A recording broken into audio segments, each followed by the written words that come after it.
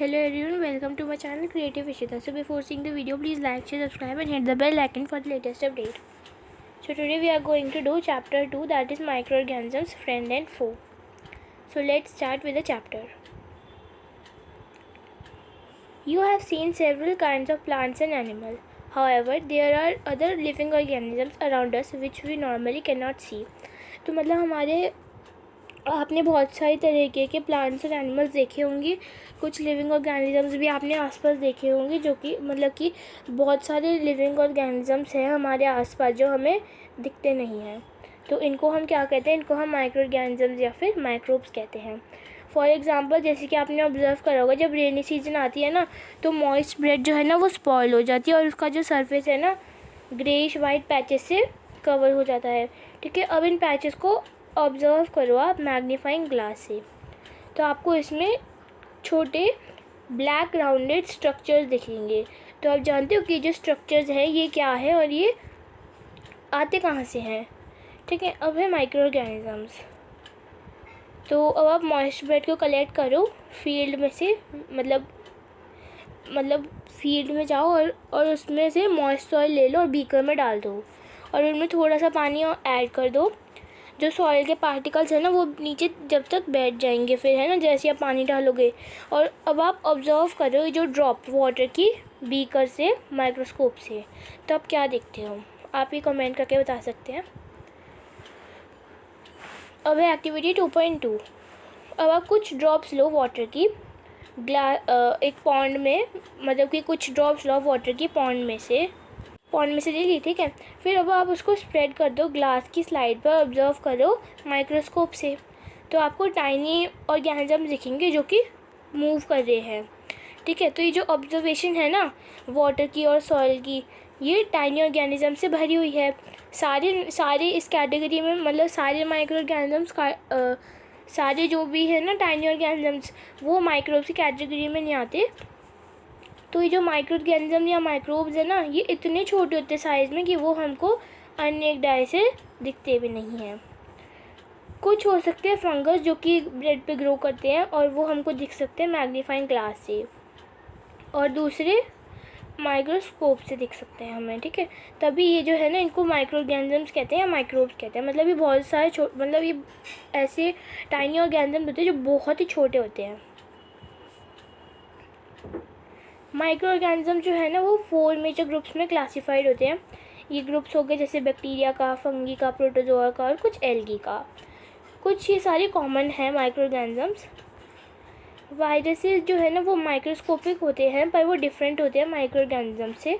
वो रिप्रोड्यूस करते हैं होस्ट ऑर्गेनिजम्स की सेल के अंदर, जो कि एक बैक्टीरियम हो सकता है प्लांट या फिर एनिमल में भी. कुछ वायरसेस आपको दिखा रखे हैं जैसे कि कॉमन एलिमेंट्स, जैसे कि कोल्ड हो गया, इन्फ्लुएंजा हो गया या फिर फ्लू भी आप कह सकते हैं, और कुछ कफ जो कि वायरस से कॉज होते हैं. बहुत सारी डिजीज़ होती है जैसे पोलियो, चिकन पॉक्स, ये सारे इनको हम वायरसेस कहते हैं. डिजीज़ेज जैसे कि डायसेंट्री और मलेरिया जो है ना वो प्रोटोजोआ से कॉज होते हैं, जबकि जो टाइफाइड और ट्यूबरक्लोसिस है ना वो बैक्टीरियल डिजीज़ हैं. आपने लर्न किया होगा कुछ माइक्रो ऑर्गेनिजम्स क्लास 6 में भी और 7th में भी. तो ये आप देख सकते हैं ये बैक्टीरिया की कैटेगरी में आते हैं, ये एल्गी की कैटेगरी में, ये प्रोटोजोआ की, ये तो ब्रेड मोल्ड है. ठीक है, और ये फंगी है, ये तीनों फंगी है. ठीक है, तो आप देख सकते हैं ऐसे होते हैं. ये अमोइबा आपने क्लास 7th में पढ़ा होगा.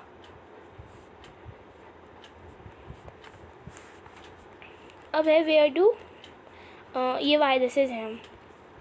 ये वायरसेस जो है ना, वायरसेस क्या करते हैं? जो ये वायरसेस है ना ये माइक्रोस्कोपिक होते हैं और वो होस्ट की सेल के अंदर रिप्रोड्यूस करते हैं.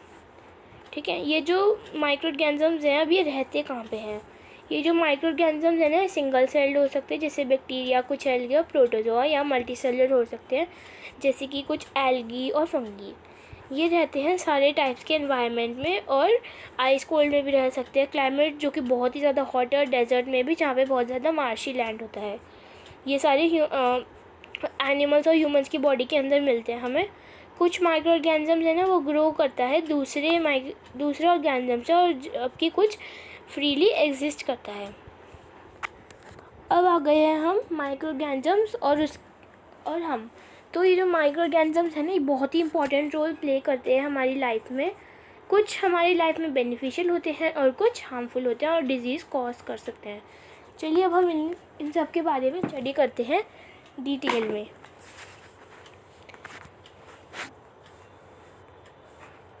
तो अब पहले बात करते हैं हम फ्रेंडली माइक्रो ऑर्गेनिजम्स की। तो ये जो माइक्रो ऑर्गेनिजम्स है ना ये बहुत ही वेरियस पर्पजेस के लिए यूज होते हैं, कर्ड बनाने में, ब्रेड और केक बनाने में।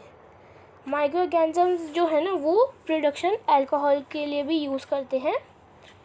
ये जो है ना ये सारे यूज होते हैं एनवायरनमेंट को क्लीन अप करने के लिए, जैसे कि ऑर्गेनिक वेस्ट को क्लीन करने के लिए, जैसे कि वेजिटेबल पील हो गई, मतलब कि एनिमल जो कि मर जाते हैं उनकी हो गई, फीसेस हो गए और भी एक्सेट्रा।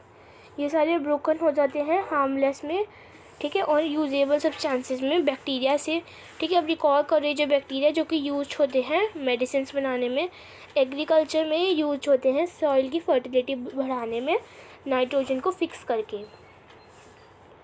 अब कर्ड और ब्रेड को हम कैसे बनाते हैं, जैसे कि आपने लर्न किया होगा क्लास 7th में कि जो मिल्क है ना, जब हम इसको मिल्क जो है ना वो कर्ड में चेंज हो जाता है बैक्टीरिया से।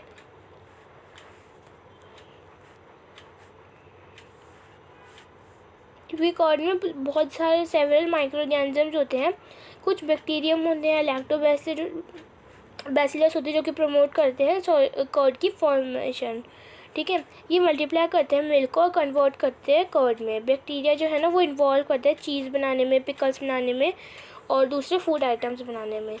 एक इम्पॉर्टेंट इंग्रेडिएंट होता है रवा, जो कि रवा जिसको हम सूजी भी कहते हैं, वो इडली और भटूरा जो है ना जो है ये सारे कर्ड से बनते हैं। अब आप गैस कर सकते हो क्यों, क्योंकि जो बैक्टीरिया है और यीस्ट है ना ये हेल्पफुल होते हैं फर्मेंटेशन के लिए, राइस इडली और डोसा बैटर बनाने के लिए, ठीक है।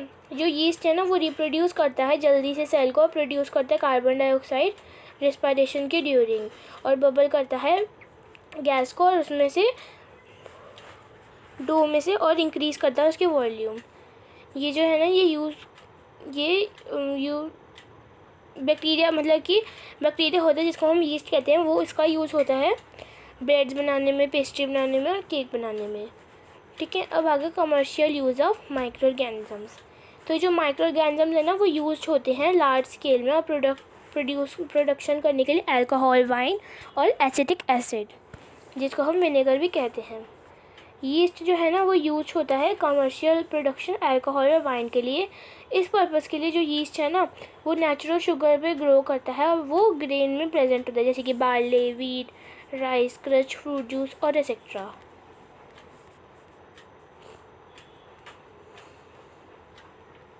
ये जो स्मेल होती है अल्कोहल की, जैसे कि शुगर, वो कन्वर्ट करती है अल्कोहल, मतलब कि जो शुगर है ना वो कन्वर्ट होती है अल्कोहल में बाय ईस्ट से, ठीक है।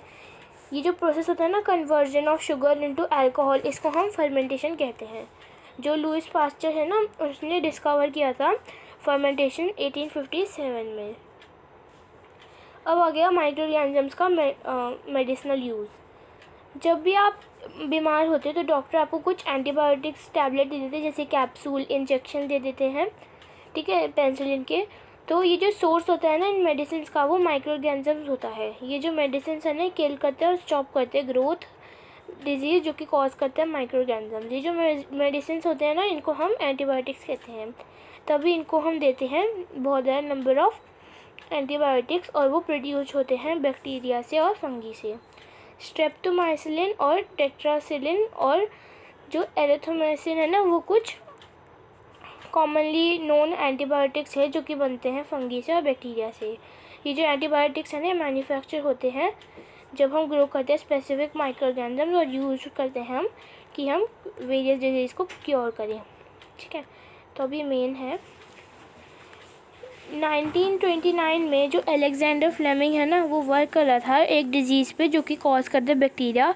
तभी उन्होंने फाउंड करा कुछ स्पोर्स लिटिल ग्रीन माउल्ट के, ठीक है, एक कल्चर प्लेट्स में, ठीक है। उन्होंने ऑब्ज़र्व करा कि जो ये जो ग्रोथ होता है ना बैक्टीरिया की, और इनफैक्ट ये किल करता है बहुत सारे बैक्टीरिया।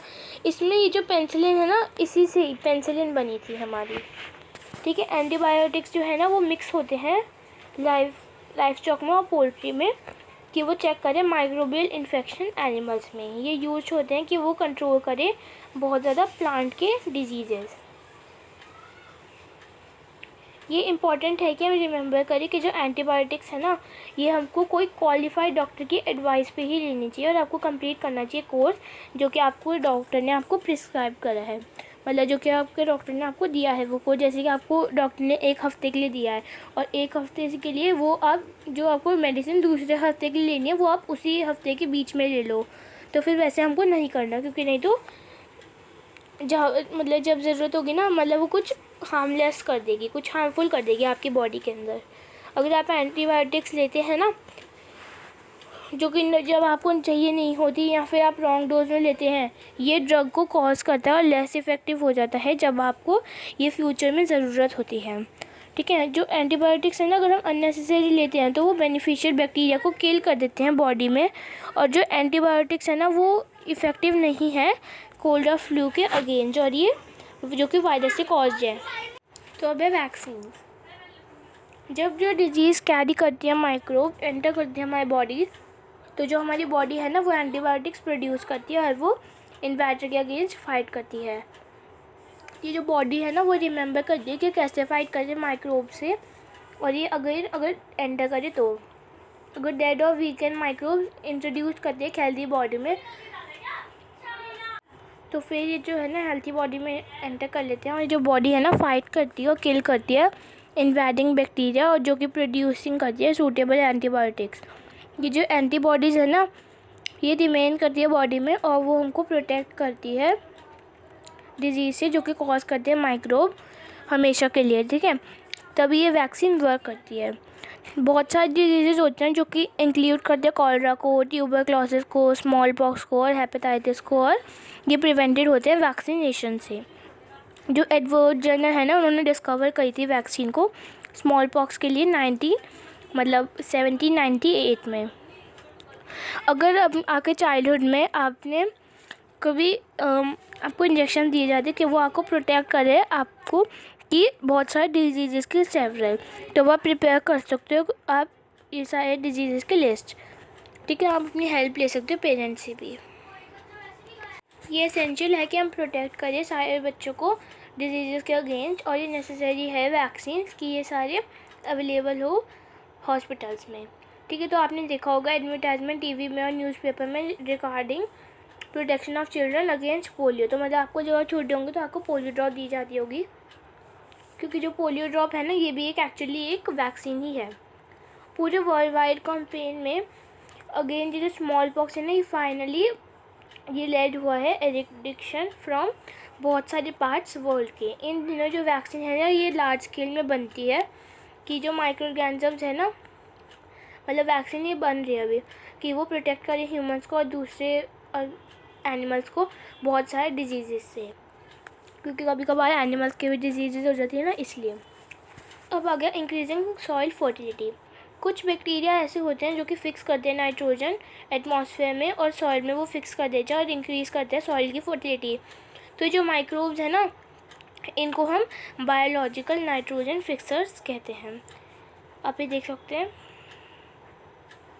ब्लू ग्रीन एल्गी, ये भी जो है ना ये नाइट्रोजन को फिक्स करते हैं एटमॉस्फेयर में से, ठीक है। तो ये रूट्स में ही मिलते हैं हमें, देखो तो ये इसका कलर रूट्स जैसा है, और ये भी मतलब रूट्स में मिलते हैं, वैसे हमको दिखते नहीं हैं। अब आगे क्लीनिंग द एनवायरनमेंट। तो वह क्लीनिंग द एनवायरनमेंट, बूजो और पहेली ने ऑब्जर्व करा कि जो स्कूल गार्डनर है ना वो मैन्योर बना रहा था, और अपने फ्रेंड्स के साथ उन्होंने कलेक्ट करा वेस्ट प्लांट से और एनिमल वेस्ट से और फ्रूट वेस्ट से नियर बाय हाउसेज और गार्डन्स में से। उन्होंने पुट करा उनको पिट में, ठीक है, मतलब वेस्ट डिस्पोजल में, और कुछ समय बाद और वो डिकम्पोज हो गया और एक मैन्योर में बन गया। बूजो और पहेली जानना चाहते थे कि ये कैसा हुआ। तो वह 2 पॉट लीजिए, ठीक है, उनमें ए बी लिख दीजिए, एक पॉट में ए लिख दीजिए, बी पार्ट में बी लिख दीजिए, ठीक है।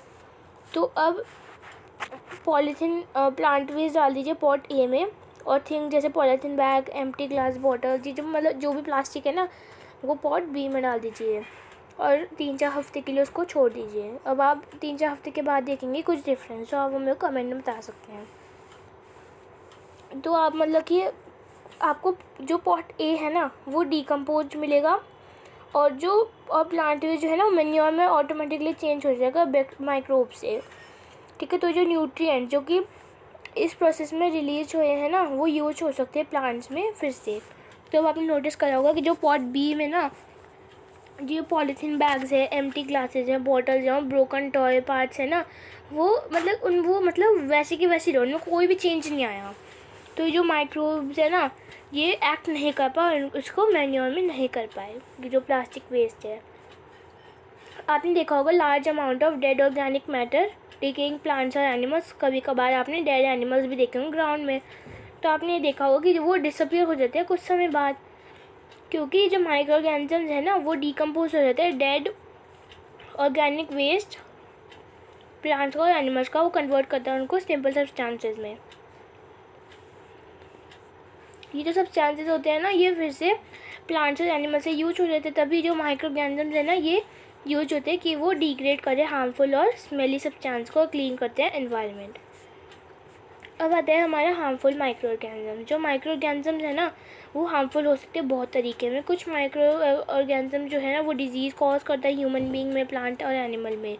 ठीक है, और कुछ डिजीज़ जो कि कॉज करता है माइक्रो ऑर्गेनिज्म में, जिनको हम पैथोजेंस कहते हैं। कुछ माइक्रो ऑर्गेनिज्म ऐसे होते हैं जो कि फूड को भी स्पॉइल करते हैं, क्लोथ को भी, लेदर को भी। चलिए अब हम स्टडी करते हैं उनके बारे में। अब आगे डिजीज़ जो कि कॉज करती है मतलब जो कि ह्यूमन्स में डिजीज़ कॉज करती है। जो पैथोजेंस है ना वो हमारी बॉडी में एंटर कर रहे थे एयर जो कि हम ब्रीथ करते हैं, और वाटर जो कि हम ड्रिंक करते हैं, और फूड जो कि हम खाते हैं। ये सारे ट्रांसमिट हो जाते हैं डायरेक्ट कांटेक्ट में इन्फेक्टेड पर्सन से, और कैरी होते हैं एनिमल से। ये जो माइक्रोबियल डिजीज़ होती है ना ये स्प्रेड होते हैं कि इन्फेक्टेड पर्सन से एक हेल्दी पर्सन में। हवा, पानी, फूड और फिजिकल कांटेक्ट है जिनको हम कम्युनिकेबल डिजीज़ कहते हैं।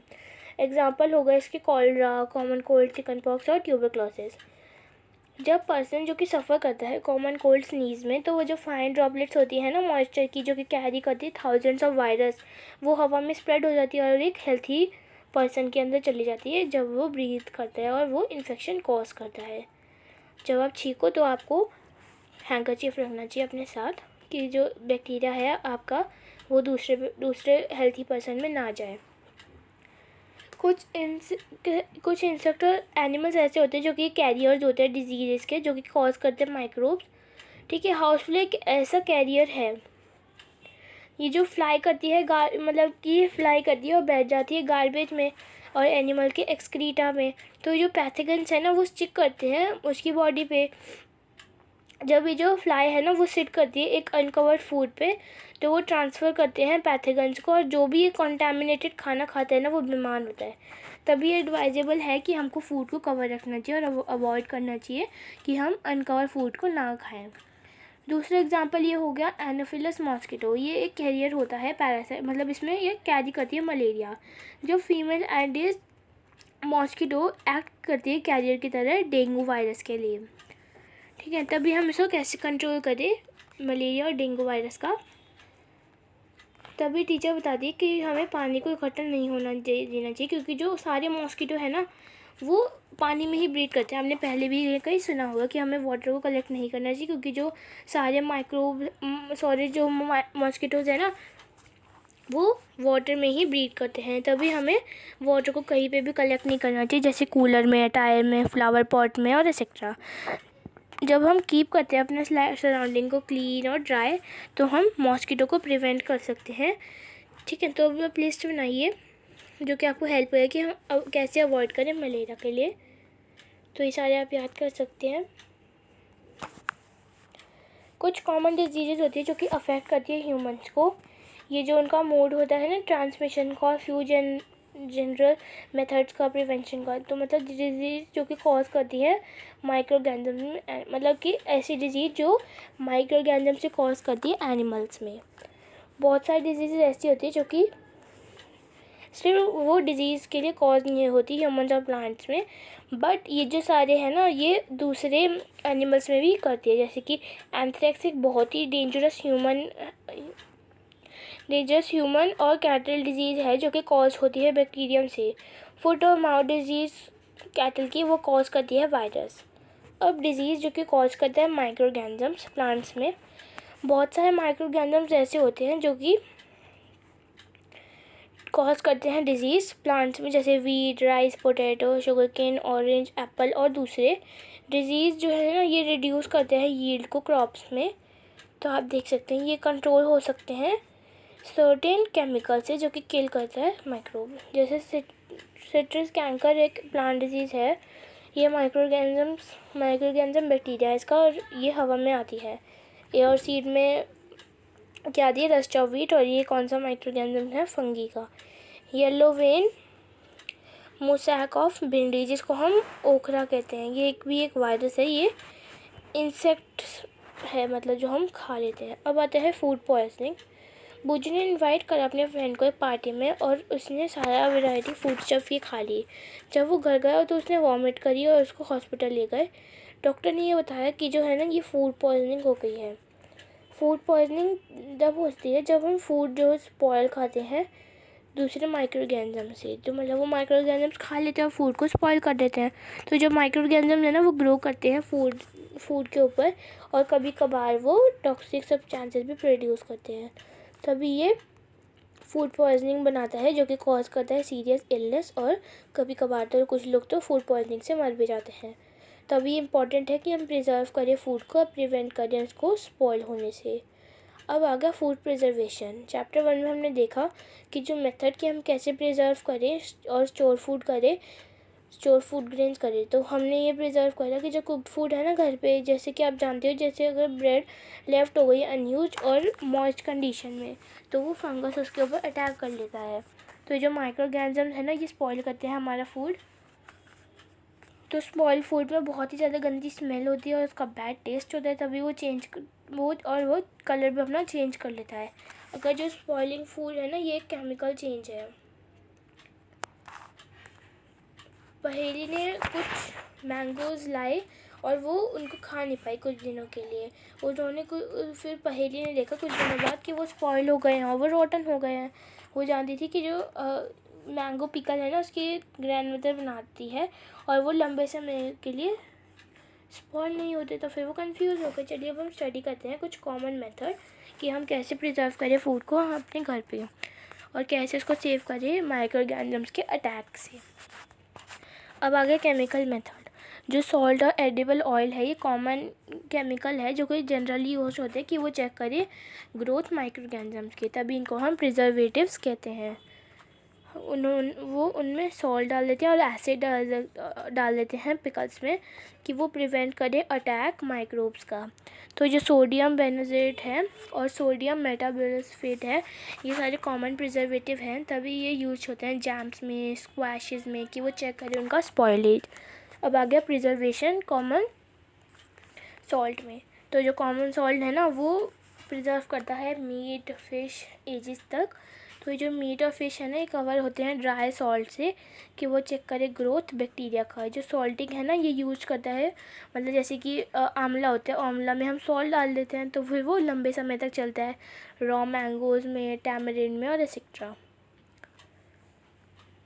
तो अब आ गया प्रिजर्वेशन शुगर का। जो जैम्स और जेलीज होती है और स्क्वैशेस होते हैं ना वो शुगर, मतलब उनमें शुगर ही डाली जाती है क्योंकि जो शुगर है ना वो रिड्यूस करता है मॉइस्चर कंटेंट और जो कि इनहेबिट करता है ग्रोथ बैक्टीरिया के, जो कि स्पॉइल करता है फूड। अब ये जो प्रिजर्वेशन है ना ऑयल और विनेगर की, ये जो यूज़ होता है ऑयल और विनेगर की वो प्रिवेंट करे स्पॉइलेज पिकल्स की, क्योंकि जो बैक्टीरिया है ना वो रहते नहीं है इस एनवायरनमेंट में। जो वेजिटेबल्स हैं ना और फ्रूट्स हैं, फिश, मीट होते हैं, ये सारे इसी मेथड से होते हैं। अब आ गया हीट और कोल्ड ट्रीटमेंट्स। आपने देखा होगा जब आपकी मदर दूध को उबाला देती है तो फिर वो उनको स्टोर कर देती है, क्योंकि जो बॉइलिंग है ना वो किल करते हैं बहुत सारा माइक्रो ऑर्गेनिजम्स। तभी हमें फूड को रेफ्रिजरेटर में रखना चाहिए क्योंकि जो लो टेम्परेचर है ना वो ग्रोथ करता है बैक्टीरिया की। और ये जो पैस्चर्ड मिल्क है ना वो कंज्यूम होता है बिना बॉइलिंग के, और वो फ्री होता है माइक्रोब से, क्योंकि जो मिल्क है ना वो 70 डिग्री सेल्सियस से मतलब 15 से 30 सेकेंड्स के लिए वो चिल्ड हो जाता है और फिर वो स्टोर हो जाता है।